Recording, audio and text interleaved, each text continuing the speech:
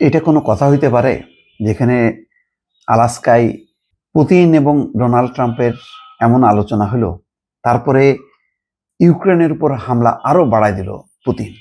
সর্বশেষ খবরটা হচ্ছে, বিবিসি জানাচ্ছে, ইউক্রেনের মন্ত্রিসভা ভবনে ক্রুজ ক্ষেপণাস্ত্র হামলা চালালো রাশিয়া। এখানে বলা হচ্ছে যে রোববার ভোরে রাশিয়ার ক্রুজ ক্ষেপণাস্ত্র হামলায় রাজধানী কিয়েভের মন্ত্রিসভা ভবন ক্ষতিগ্রস্ত হয়েছে। 2022 সালে মস্কো দেশটিতে সামরিক অভিযান শুরু করার পর এই প্রথম ভবনটি হামলার শিকার হলো। এর মধ্যে কত ঘটনা। পুতিন ডাকতেছে যে মস্কোয় আসতে হবে জেলেনস্কিকে বৈঠকের জন্য, না আসলে খবর আছে। জেলেনস্কি বলছে যে আসবো না।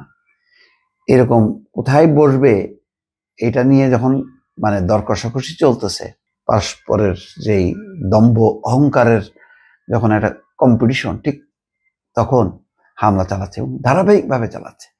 তাহলে কি লাভ হইল?